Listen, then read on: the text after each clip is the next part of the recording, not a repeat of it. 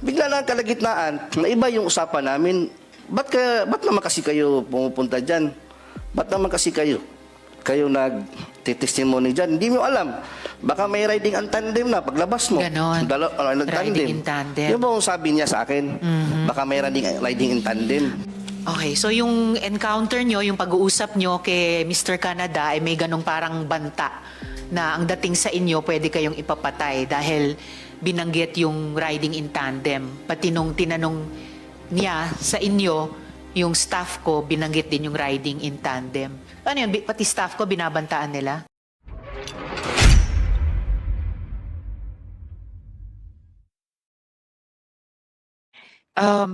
So ngayon, pakinggan naman po natin si Edward Ablaza Masayon. Sir Edward, maaari mo bang ipaalala sa amin, di ba kayo yung bahagi ng Second Signal Battalion ni Quiboloy? Opo, Madam Chair. Okay po. Ano po ba yung Second Signal Battalion? Para ba yung private army? Actually po, Madam Chair, ang Second Signal Battalion is a legit po na galing sa Philippine Army. Noon po, nag-start yung ano ni Kibuloy po, yung private army po. Nung panahon pa po ng Task Force Davao, kasi yung unang batch ng Task Force Davao, yung hindi pa ako nakasali doon, meron po mga workers na kasama ko, yung pili lang, sila yung mga unang batch talaga. Okay. Task Force Davao is local lang po ng Davao. Yes. Noong 2015 po, mag-jump out po tayo. 2015, na-endorse po yung paaro dito sa Kingdom. Because paaro is gamit na gamit po kasi national na po siya. Ano po yung paaro? Philippine Army Affiliated Reserve Unit. Okay, paaro. Paaro po. Under po ng 11 RCDG, at saka po yung sa ARESCOM po na yung nag-train po is 1105th Community Defense Center ng 11 RCDG. So yung paaro nasa ilalim ng 11 RCDG po. RCDG. Ano po yung RCDG? Reserve, RCDG is Reserve Command po. Ng Philippine Army. Opo. At yung paaro nasa ilalim ng 11th RCDG at ng Nag-train po is yung sa 1105th Community Defense Center po. nag-train. Opo, yung under po ng 1105th Opo. Community Defense Group? Group. Community Defense Group. Okay po. Defense Center po. Defense Center. Okay. Bali po yung second Signal Battalion po is po yan, binubuo po yan ng buong Kingdom members o workers po. Wala pong nakasali dyan ng mga tagalabas. Hindi po kagaya ng ibang mga ng paaro sa ibang lugar po, sa ibang tawag nito, sa ibang parte ng regional po na yung exclusive po talaga yung Second Signal Battalion under po ng SMNI. Okay. Under ng SMNI, yung Opo. media company. Opo, media company Pero yung po. media company ng SMNI, merong sa ilalim niya nitong Second Signal Battalion. Ito po yung certificate ko po, sinerex ko po. Okay. Basahin ko po yung Yes, talaga. please. And then pakisubmit ng kopya sa aming COMSEC. Sir Ito po Edward. yung namin, yung sa September 7, 2015 to November 21 na training po namin. Okay. Po is Philippine Army Affiliate Reserve Unit, PAARO, then Military Orientation Training of the 2nd Metro Davao Signal Battalion, Sunshine Media Network International. Ito po So, yung ito pala ay Second Metro Davao Signal Opo, Battalion. Signal Battalion. Yun yung buong pangalan niya. Opo. Okay. Diyan ba sa Second Metro Davao Signal Battalion kinukuha yung tinatawag na Angels of Death? Actually po, meron po tayong diyan po niya kinukuha. Yung ibig kong sabihin, yung Angel of Death po kasi, yung mga nagpumapatay po, yung mga labi na sa mga kasamahan ko, na mga worker na napatay na po. Bali, kung saan po, for example, ako po, pag nakitaan ako ng loyalty, yung talagang gusto kong pakita yung faithfulness ko sa ministry, sa anak ng Diyos, bali kong gawin yun. So yung pagkaalam nyo sa Angels of Death ay pumapatay sila, pumapatay pati ng workers pumapatay ng workers para magpakita ng loyalty kay Kibuloy. Yung angel of death is nabuo po yun, yung sa mga against sa kanya. Like sa pastoral po, narinig niyo po sa kanyang yung na ano po ni Lulia, na papatayin yung mga pamilya niya pag lumabas, pag marami silang alam. Tapos lumabas sila, hindi na sila maaaring makalabas sa ministry, sa poder niya. At saka maraming alam po, yung nakakaalam po lalo na sa pastoral, inner circle, yung mga ganun po. Tsaka mayroon din pong member ng yung sa Angel of Death, yung kasama ko rin po, yung si Simon Tagnipis. Si Simon Tagnipis po kasi, siya yung pumatay kay Jarog. Kay? Jarog po. Jaruk. Opo, Jarog. Sino po si Jaruk? Duming Jarog, hindi ako, dato po yan ng Kausayan. Kahusayan? Sityo Kausayan ng... Sityo Kahusayan. Opo, yung sa atayan, sakop atayan ng Manuel Gianga sa Davao City. Sa Davao City, Sityo Kahusayan. Nakasama ko po yan. Open secret na po yan sa security department sa amin na siya yung talagang tumira kay Jarog. Ang security department, ito rin po yung 2nd Metro Davao Signal Battalion. Opo. Under po ng security department yan ng Kingdom. Kasi more or less 21 department yung nasa loob ng Kingdom. May logistics, ganyan, transportation. Opo, logistics kina Mr. Resita. O, Opo. tiging kayo naman sa security department. Okay. Ganun po yung namin set up po dyan sa loob. Okay. At nung nasa loob po kayo nitong 2nd Metro Davao Signal Battalion o yung security department, meron ba kayong nasaksihan na inabuso o meron ba kayong nasaksihan na sinaktan? Paano yung ginagawa sa kanila? At bakit sa mga balita, bakit usually sinasaktan yung mga miyembro? Maging ako po, hindi po ako exempted sa punishment. Kasi mari nilang sabihin sa akin na sa Bisaya ba, pabadlong yung matigas yung ulo. Tao rin naman po tayo nagkakamali. Lalo na yung sabihin, bawal mag-cellphone, bawal manood ng sine, bawal maglaro ng computer games. Because I was there, 15 years old pa po ako, since 1999. I started yung nag-solicit ako, nagtitinda ako ng puto, kakanin. Tsaka po, yung mga palo po yung mga punishment po na sinasabi lalo na po sila ni Ate Gingging, yung naranasan niyang fasting, na uso po yan dati. 99, I was there in Tamayong. Kaya po, totoo po yung sinabi niya, na bawal po talaga silang kausapin. Bawal pong tulungan, bigyan ng pagkain kasi madadamay ka. Tsaka yung hindi naman po sila makakain talaga kasi yung mess hall separate. Nasa taas sila, yung mess hall nasa baba. Makikita sila kung kakain. Tama yung sinabi nila, in order for them na ma-survive yung physical nila, inom ka talaga pag naliligo ka. Yun ang testimony din ng mga nakaranas din ng fasting na nakausap namin after nun. Sa akin naman po, yung paluan po, 2013, massive po yun. Na pinasuot po kami ng SS, yung orange, yung serpent seed po ang alam mo yung sa preso? Serpent seed? Opo. Naka-orange kami nun. Tanggap naman po namin yung time na yun kasi akala namin siya yung anak ng Diyos, yung talagang tanggapin mo yung punishment mo. Alam niyo po yung parang ang turing sa amin na yung trapo, mas may karapatan pa yung trapo kaysa sa amin. Hindi kami, kahit bata, bawal kaming kausapin, bawal kaming magingay. Yung na isang beses nga, tumawa kami, pinapalo kami ulit. Tawa lang po kasi mabigat kaya yung mag-ano ka ng bato. Gising kami ng 4 a.m., preparation para devotional 5 a.m. Tuloy-tuloy na yan, work job, kain, tanghalian, kain lang, 1 oras lang yung pahinga. Hanggang alas 10 ng gabi yung namin, trabaho, puro Mas overtime. matagal pa sa pagkakaroling atiging na 14 hours. Kayo, 4 a.m. hanggang 10 p.m. Opo, hindi pa po kasali yung devotional. 18 hours, may devotional pa. Bago matulog po, yung mga 11 na po kami makatulog, 11 or 12, ganyan. Ay, wow. Okay, so 16 hours, pwedeng umabot ang isang araw. Opo. Okay, yung mga pagpatay nung 2nd Metro Davao Signal Battalion o yung security department, si Kibuloy ba ang nag-order ng pagpatay sa mga dating KOJC members?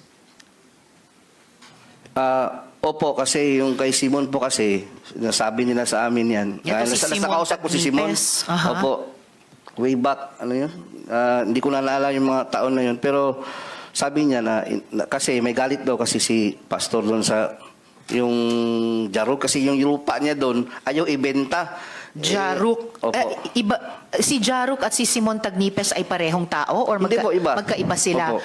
So bakit kung galit si Kibuloy kay Jaruk, bakit papapatayin si Simon Tagnipes? Si Simon po kasi nung matapos niyang patayin si Jarug, Siya ang pumatay siya kay pumatay Jaruk. talaga. Matapos niyang barilin si Jarug, Okay. nagkasama ko siya sa QGC compound doon sa Katitipan na kung saan security din siya. Parang normal lang, parang walang nangyari. Hanggang sa lumabas siya. Yung paglabas niya po, hindi pa siya nagkaroon ng threat kasi nanahimik lang siya nung time na yun. Pero di namin alam bakit few years, ilang taon na, bakit nag-live siya ng Facebook. Against na siya ngayon kay Kibuloy po. Nagdala na siyang Bible, yung against sa doktrina. Sabi ng niya, yung mga kanyang pamilya niya, pinuntahan siya doon, nilapitan upang pabalikin. Ngayon, ayaw na niya kasi sabi niya, ngipin sa ngipin, mata sa mata. Kumbaga, nakasala siya ng nakakuha siya ng buhay, nakautang siya ng buhay ng tao. Kailangan din niya, parang natanggap na niya. Yung pagpatay niya kay Jaruk. Oo, tanggap na niya na may mangyayari din sa kanya. Kaya nga, talaga siya, sabi pa kasi magkakilala kami ni Simon eh. Sabi pa nga niyang niya, yung mga kaibigan niya, yung parinting niya talaga, yung kadugo niya. Kamag-anak niya. Sabi nga niya na kung saan magdadala na siya ng Bible. Gano'n na po yung niya. Kasi parang nagsisisi po siya sa nangyari, nagawa sa kanya. Hanggang sa dumating po yung time na pinatay talaga siya. At si Kibuloy ba talaga ang nag-uutos na pumatay? Baka mga tao lang niya, di niya alam? Hindi Siya ba naman po talaga? namin, kung ako, hindi naman namin gagawin yun kung hindi inuutos mula sa taas. Sino ba kami? Magagalit lang kami sa isang worker, sa isang tao na against sa ministry, na lumabas, galit lang. Pero pag inutos na niya na gawin namin yan, gagawin po talaga namin yun. Okay. Kamusta naman yung pagtrato ni Kibuloy sa mga miyembro? Halimbawa, pag may sakit, pag may pangangailangan ang miyembro, kumusta ba? Pag may sakit po, yun lang po yung doon. Kasi kami, ordinary worker, dati yun, naranasan ko po nung nagkasakit ako ng pneumonia, basal pneumonia. Binibigyan lang po kami ng pamasahe, 100 piso. Tapos pa-check up sa SBMC, sa public hospital, SBMC. Southern Philippines Medical Southern- Center. Hindi naman sa inaano natin, minamaliit yung SPMC.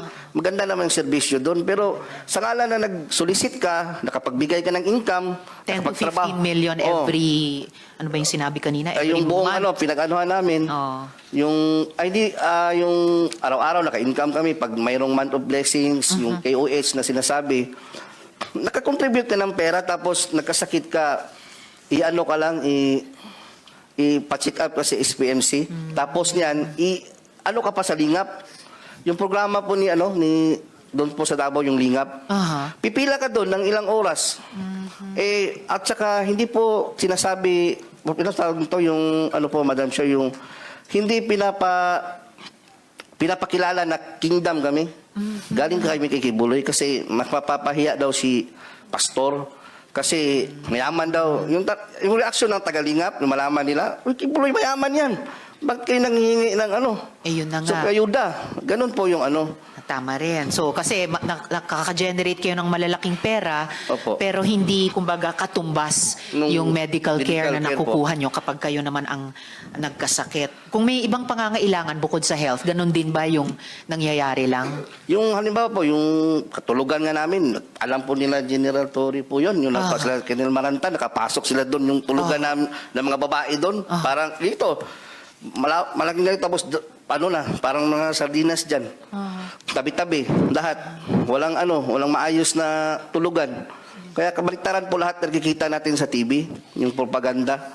Saka yung binibigay sa amin, supply, sabon. Ayan. Yun po, walang, yung honorarium, swerte lang, mabigyan ka. 500 minsan, weekly, or 200. Depende sa tagal mo na sa loob. At sa kabila ng milyones na kinukwota sa inyo buwan-buwan. So pati yung mga higaan, ilang paligo lang kumpara sa kailangang higaan ni Ate Gingging nung may bare tapos may pako. Opo. Ito very bare din sa karanasan ninyo. Ngayon, Sir Edward, pagkatapos nung mag-share kayo ng testimonya nyo sa Senado sa pamamagitan ng video noon, inamin mo na lumapit ka kay Crescente Canada. Yes, kayo po. So, maaari mo bang ikwento, Sir Edward, yung encounter na iyon? Opo, ganito po yan. Di ba po, yung last December, Opo. nag-ano po tayo ni attorney, yung ano Sa kami, yung office about ko. sa yung coming na hearing. Opo. Gaya po sinabi ni Yulia, kahit nila po ni Tigingging, lahat kami dito, loyal at committed po kami lahat. Naniniwala kami na anak siya ng Diyos, glorified body. Kahit na lumabas ka, dahil parang doon ka na lumaki, yung mundo mo doon na umikot. Doon na umikot yung mundo mo. Tapos pag anuhan niya na nalaman mo na para sa isip mo na siya na talaga yung daan at katotohanan kahit nasa labas ka, magkaroon ka ng takot, baka mamatay ka, tapos siya yung harapin mo. Kung ganun po yung nararamdaman namin. Kaya nung time na yon, uso yung pinalabas na nag-glorified na raw si Pastor. Yung time na yun, hindi na siya nagpapakita gaano. So, lumapit ako ngayon kay Enteng Canada po, Crescente, sa Barangay Hall.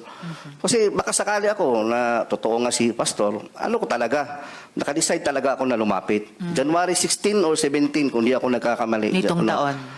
Kumbaga, pagtatraidor po yung gagawin ko, yung ganun.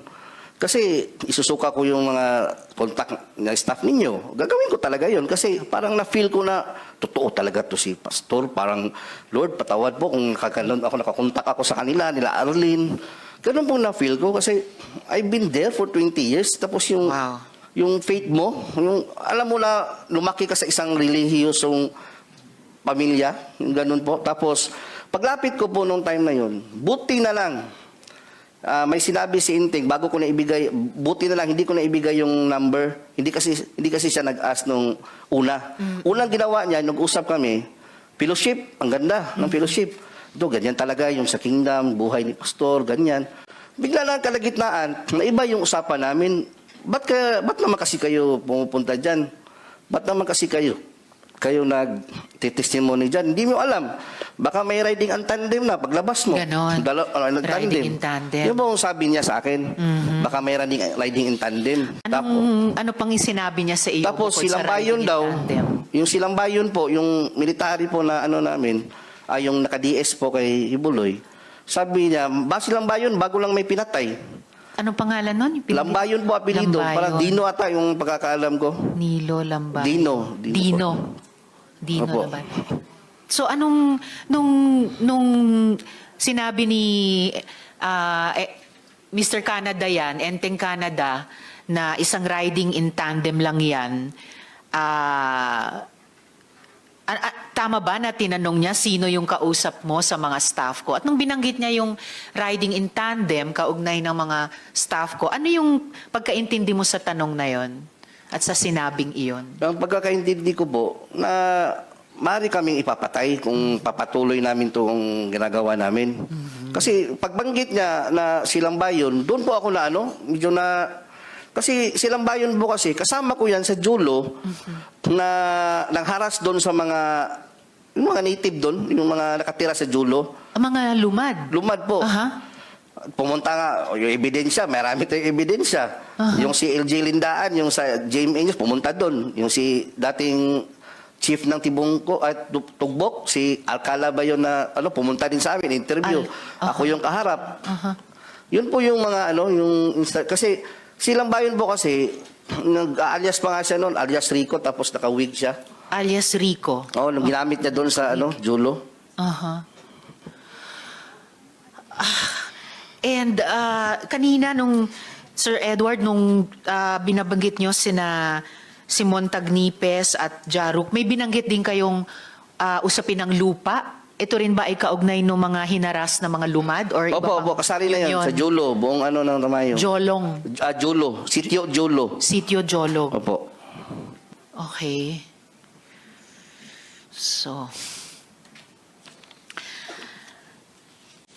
So yung encounter nyo, yung pag-uusap nyo kay Mr. Canada ay may ganong parang banta na ang dating sa inyo pwede kayong ipapatay dahil binanggit yung riding in tandem. Pati nung tinanong niya sa inyo, yung staff ko, binanggit din yung riding in tandem. Ano yun, pati staff ko, binabantaan nila?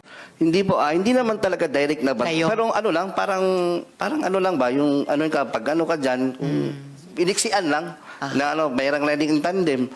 Kaya na ano po ako, natakot din po ako nung sa mga kasamahan ko na staff, kasi konsensya ko rin naman, kung ibinigay ko yung numbers, yan, nirason ko na lang na, naiwan yung ano ko, nandoon sa isang cellphone ko yung ano, Apo. makontak kasi nagmamadali akong pumunta dito para makausap ka. Kaya, alam niyo po ba, pinag-isipan ko yun bago ako pumunta doon. Nagdalangin talaga ko, Lord, kung kalooban mo na totoo si Pastor, magaganap talaga ito, mangyayari talaga na babaliktad talaga ako. Buti na lang, naka-mention siya nung time na yun. Parang yun na yung ano ko eh. Alam mo yung masaya ka, nag-usap kayo, fellowship, tapos biglang gumagano, kumambyo. Yung saya mo, nabaliktad, na ano, na, parang ano to Iba. Iba na to Mayroon namang inutusan nga si Simon. Kaya lahat ng napatay po nila, na mga kasamahan ko, sila Simon Tagnipes, sila Nanay Elsa Bolivar, si Raymond Pasyol, naaalala ko po doon sa ano ko, yung na-recall ko ba sa isip ko, bida to yung kawawa yung mga kasamahan ko. Si Elsa Bolivar na binanggit din ni Ate Gingging kanina, yung senior citizen. Opo. And then binanggit nyo ngayon si Raymond Fasiol, na binanggit mo rin dati sa Opo, video opo. interview nyo. Marami ba to, yung mga pinapapatay, no?